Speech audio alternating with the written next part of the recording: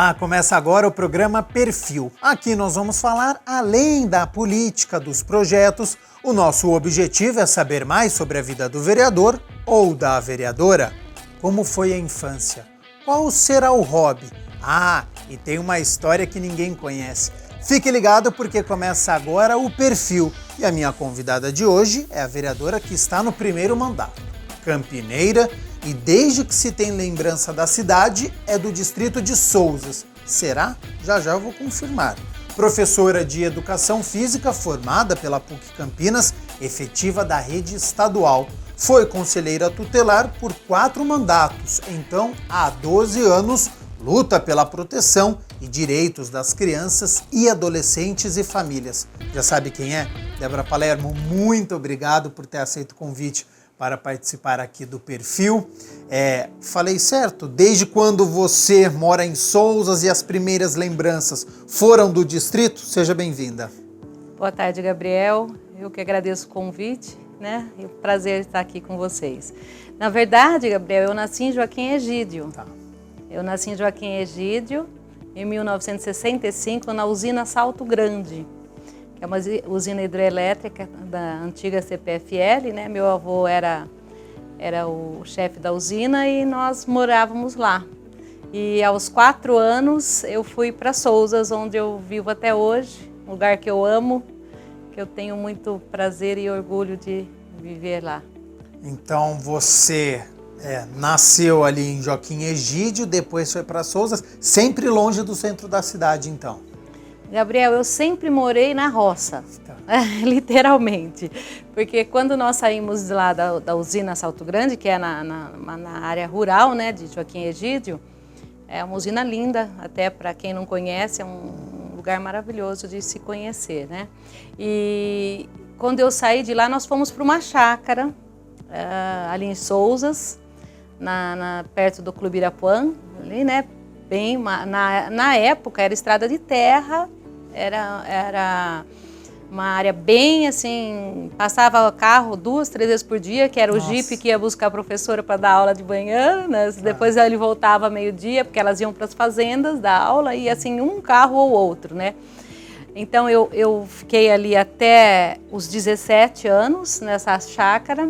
Depois nós mudamos ali para o centrinho de Souzas, né? Em frente ao Regatas, mas também Souzas é muito sossegado, né? Uhum. E depois eu me casei e voltei a morar numa chácara. Hoje eu moro numa chácara, eu falo literalmente na roça, estrada de terra, onde tenho galinha, tenho cachorro, tenho os macaquinhos que eu trato todo dia, tem tucano, trato todo dia os jacus, tenho 12 jacus que vão lá em casa todo dia comer, então tem gambazinho, tem esquilinho na minha casa, tucano.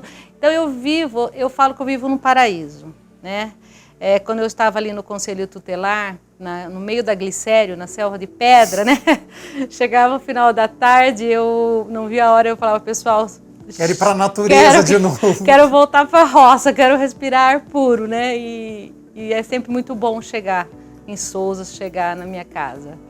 Débora, como que foi a sua infância? Chegou a brincar na rua? Tinha a vizinhança? Como é que era a diversão e como é que era a cidade naquela época? Gabriel, nós brincamos muito na rua, né? Na rua não, porque na verdade ali a gente era uma área rural, então como eu falei para você, era tudo terra, era ruazinhas de terra. E nós tínhamos amigos, vizinhos ali, que eram praticamente irmãos e são para mim até hoje, né? Essas amigas são como irmãs. A gente brincava o dia todo, a gente brincava de betes, né? Na rua, de esconde-esconde, amarelinha, tudo ali pela rua. E outra coisa que a gente fazia era ir nas chácaras durante o dia, buscar fruta de vizinhos.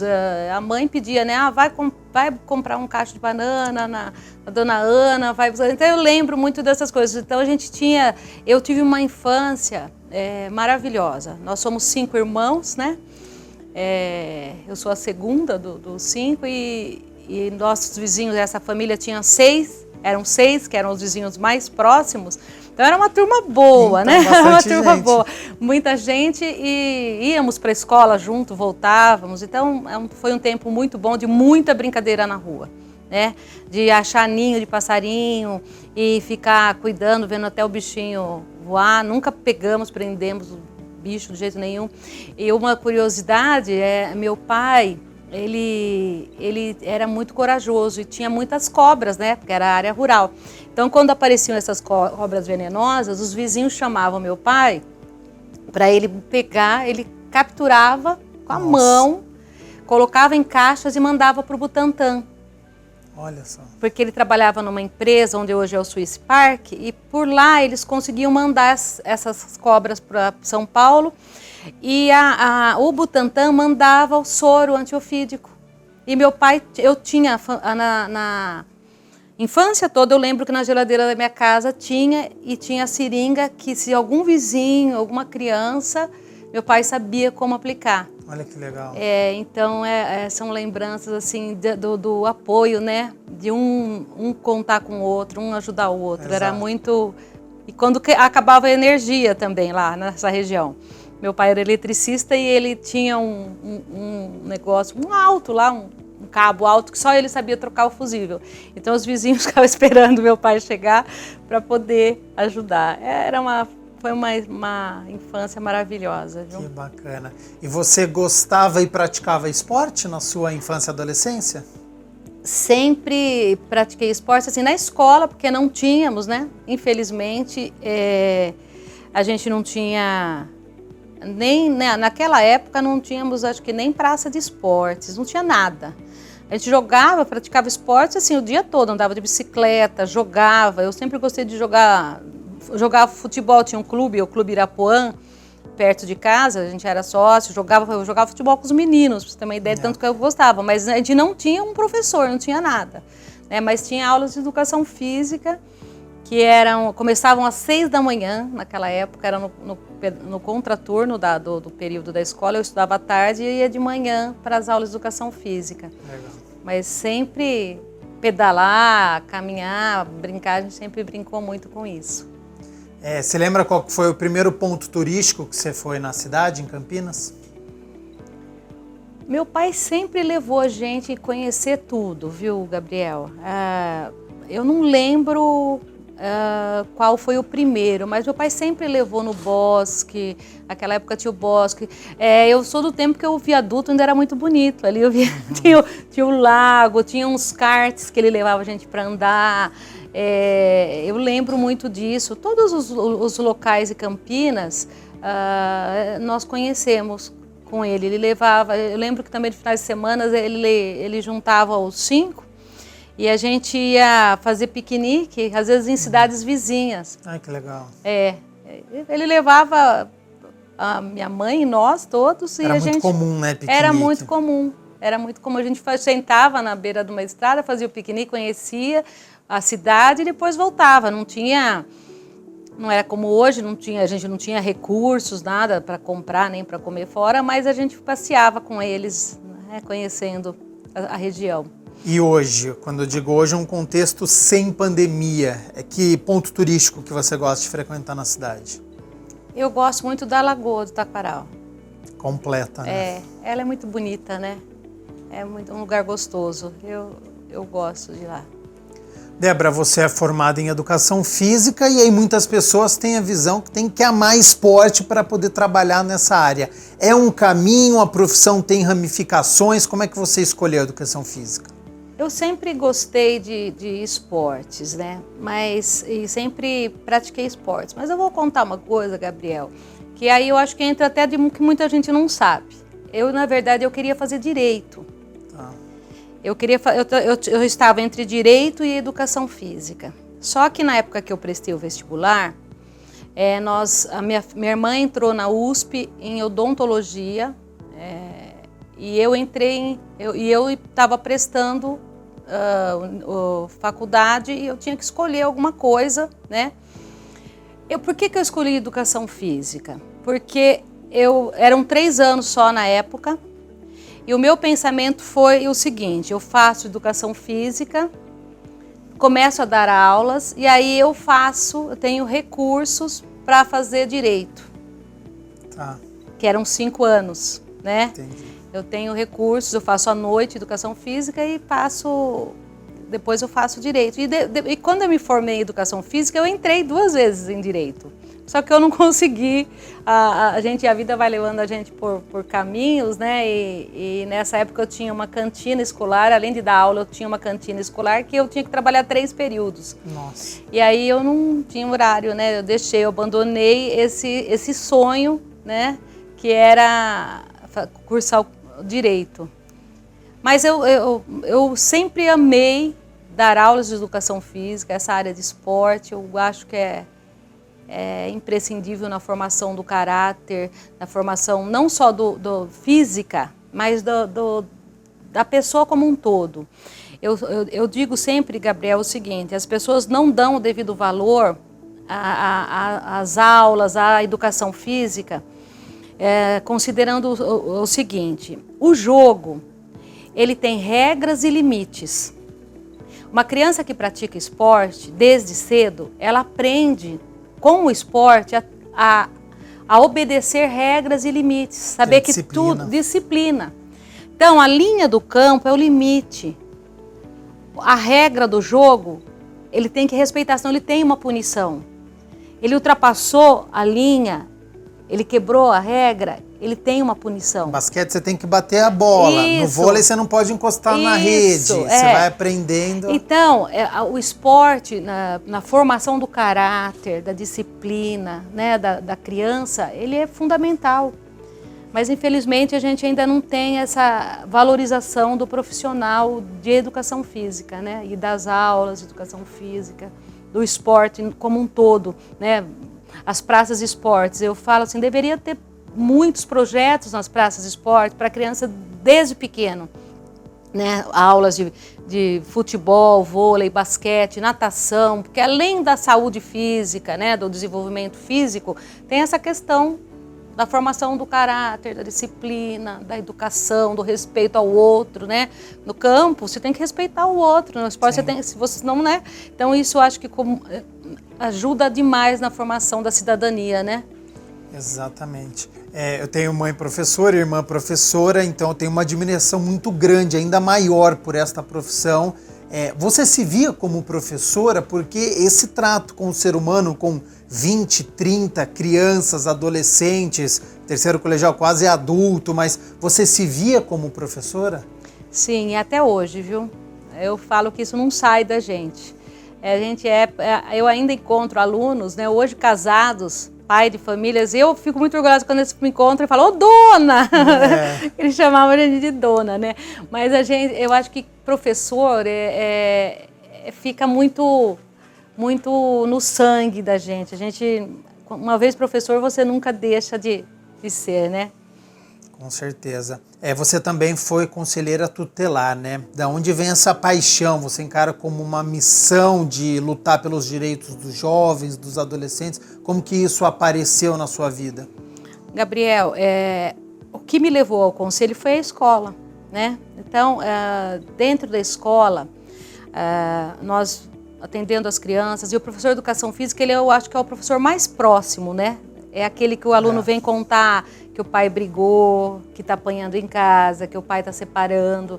Eu falo que o professor de educação física, ele é quase um terapeuta, um psicólogo, né?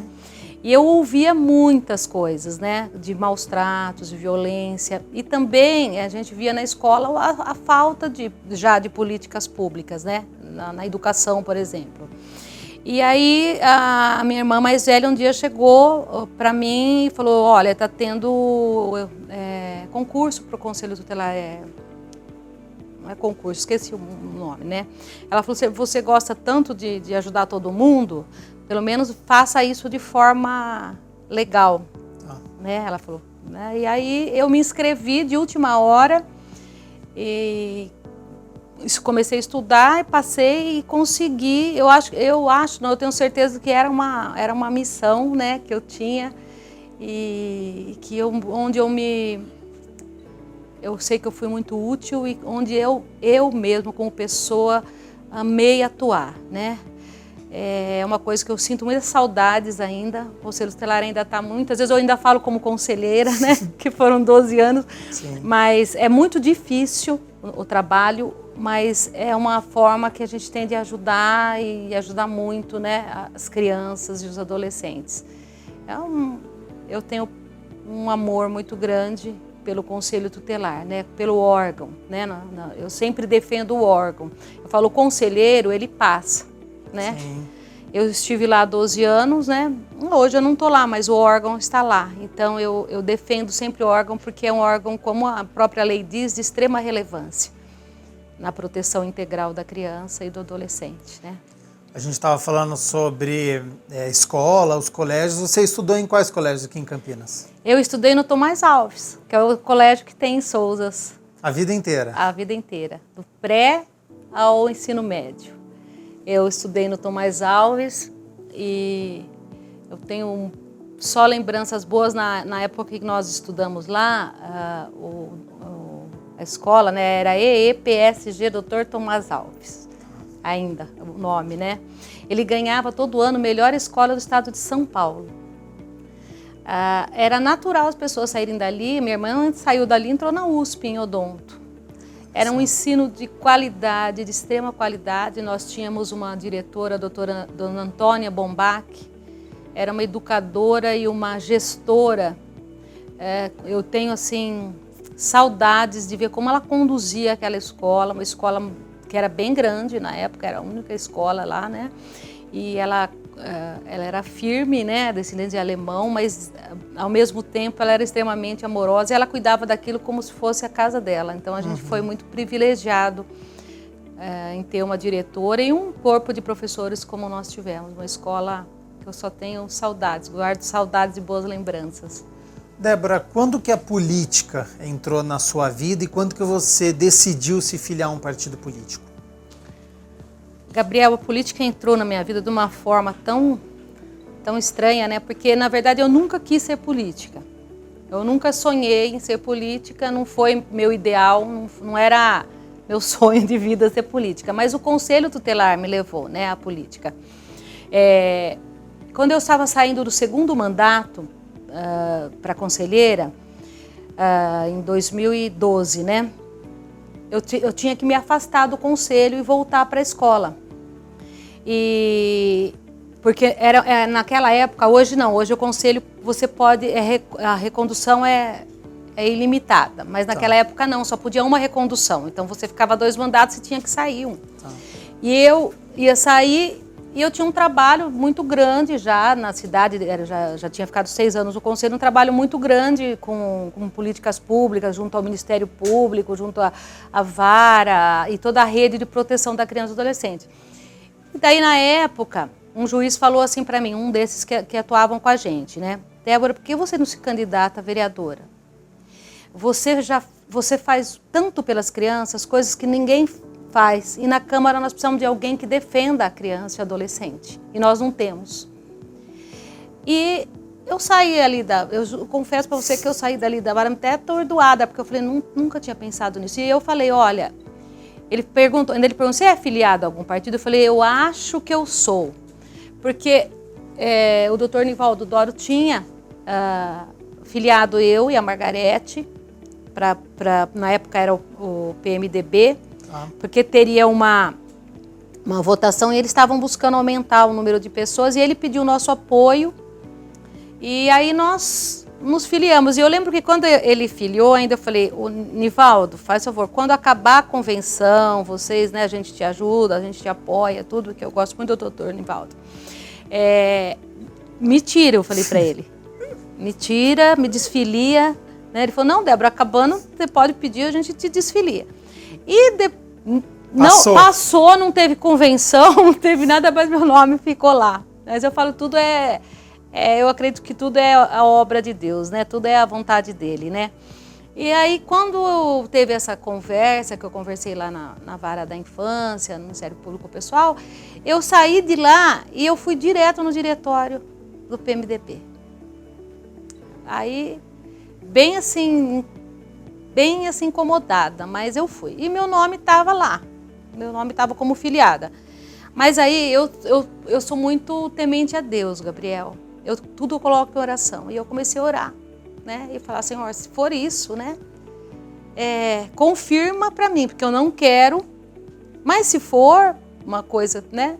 E eu conversei assim e eu pedi para Deus que duas pessoas que eu penso assim, duas pessoas que jamais falaria para mim assim, Débora, por que você não se candidata? Uhum. Que era a esposa do meu pastor e uma senhora que sempre ora comigo. Eu falei, eu quero que essas duas pessoas venham e falem claramente para mim, Débora, se candidata. Que eram duas pessoas que eu sabia que jamais falariam. E em menos de uma semana as duas falaram. Veio o sinal. Aí eu falei, bom, eu confesso para você, eu chorei bastante, porque política sempre, a gente que trabalhava com os políticos aí no conselho, né, a gente mais xingava eles do que eu elogiava, né, como é até hoje, né. Mas eu falei, bom, aí eu me candidatei, eu fui lá no último dia e me inscrevi, o PMDB me aceitou, só que aí na véspera das eleições, o Dário Saad, que é o nosso prefeito hoje, era o vice do Pedro Serafim, que era o prefeito. Tá. E o Dário foi cassado, lembra que cassaram a candidatura do Dário? Sim. E o PMDB me colocou de vice. De última hora. Nossa. E eu vou falar uma coisa para você, foi tão terrível, porque eu estava panfletando no convívio ali, na 13 de maio. Eu já tinha corrido a cidade inteira, eu estava numa campanha muito forte, eu acho que eu teria sido eleita, eu tenho certeza que eu teria sido eleita naquela época. E eu recebi uma ligação do meu irmão, ele falou assim, você tá maluca, você tá doida? Como que você vai ser vice? Você não fez campanha para ser vice, por que você está fazendo isso? Você vai perder a eleição? E aí eu falei assim, mas quem? Eu não vou ser vice de ninguém, quem falou isso? Ele falou, acabou de dar na CBN. Nossa. Gabriel, a minha cunhada, uma amiga minha filha estavam comigo, elas falaram que eu fiquei transparente. Eu fiquei só olhando para elas, eu não falava nada. Nisso tocou o telefone. Aí era o Dário falou para mim, Débora, onde você está? Eu falei, eu estou fazendo campanha aqui na Rua 13 de Maio. Ele falou, não, vem aqui no quarto andar que a gente quer conversar com você. E quando eu cheguei no quarto andar já estava a imprensa, estava o irmão do Baleia Rossi, estava um monte de político lá e estava a minha ficha em cima da mesa para eu assinar. Como eu era marinheiro de primeira viagem, né? E o doutor Pedro, eu tenho amizade com ele, gosto dele, né? Aí fica muito difícil falar não, né? Sim. E não que ele me pressionou, me deixou muito à vontade, né? Mas aí foi assim que eu virei vice, sem nunca ter sido de última hora. E foi assim que eu perdi a eleição e aí foi assim que eu comecei na política, bem frustrante. Tanto que no dia seguinte, acabou a eleição, eu fui lá no PMDB e me desfiliei e falei, não quero mais saber de política, chega. Falei, não é para mim isso, não quero. Fiquei muito decepcionada, né? Fiquei muito brava com tudo, né?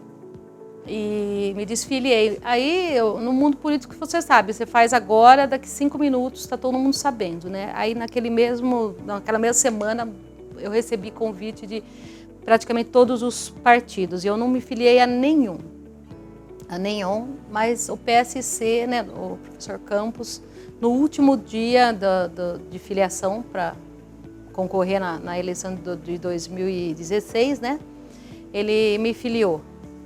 Ele me filiou e falou, não, vem conhecer o partido e se você gostar, você fica, se você não gostar, você não fica. E aí acabamos ficando.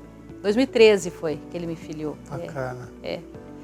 Ó, se me permite, Débora, essa pra mim já foi a história do que ninguém sabe, viu? Isso. Essa história de como você foi vice numa chapa que você caiu ali de repente. Eu caí literalmente de paraquedas. De paraquedas. Então já foi o quadro paraquedas. que ninguém sabe aqui no perfil. E pra gente poder encerrar, a gente tem mais um quadro.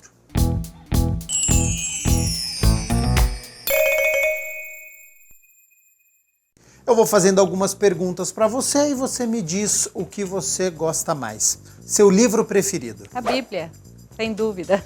O melhor filme que você já assistiu? Ai, são tantos, né? Não consigo lembrar de um... Eu não gosto muito de assistir filmes, Tá. mas eu gosto de filmes que me divertem. Chorar basta a vida. Tá, uma comédia, então. Comédia ou alguma coisa legal. Um lugar para poder curtir uma viagem. Pode ir para qualquer lugar do mundo. Para onde que você iria? Eu gosto de Israel. Tipo de música favorita? Gospel. Comida preferida. Tem um chefe, pode fazer um prato para você. O que você vai pedir para ele? Você não vai acreditar. Sabe o que eu mais amo? Abobrinha. Abobrinha? Quando minha filha estava no segundo do infantil, foi até uma história legal também. A professora veio conversar comigo sobre isso, porque eles estavam fazendo um trabalho do que a mãe mais gosta, assim, uma conversa assim. E as crianças todas, lasanha, pizza. E a hora que ela perguntou pra minha filha falou abobrinha. Ela foi confirmar, é isso mesmo? É isso mesmo, eu gosto de abobrinha. Posso falar pra você, é o jeito que eu mais amo comer, é uma delícia. Ótimo. Foi a primeira resposta que a gente teve como abobrinha aqui no perfil, mas... Eu amo de todo jeito. É inédito. E para encerrar, um sonho, Débora? É um sonho. É ver o nosso país avançar em tudo, né? Eu sonho com isso, ver o Brasil, a educação ser valorizada, a cultura, as crianças serem prioridade absoluta, porque só assim a gente muda o país, né? Quando houver investimento maciço na primeira infância, né? Em educação, em cultura, em saúde, só assim a gente consegue transformar uma nação, né? É por isso que eu luto tanto e eu continuarei lutando para que a gente consiga avançar em políticas públicas para crianças e adolescentes, porque eu sei que daí virá uma nova formação de cidadãos e um novo país. Débora Palermo, muito obrigado pela sua participação aqui no perfil. Tenho certeza que quem está nos acompanhando gostou de conhecer esse lado da professora, um pouco de conselheira tutelar, de toda a sua história. Já fica o convite aqui para uma próxima oportunidade para a gente poder voltar a conversar. Eu que agradeço, Gabriel, foi um prazer, né? É sempre bom relembrar a nossa história, né? Muito obrigada. Nós aqui agradecemos Débora Palermo aqui no perfil. Muito obrigado pela sua companhia e até uma próxima. Tchau, tchau.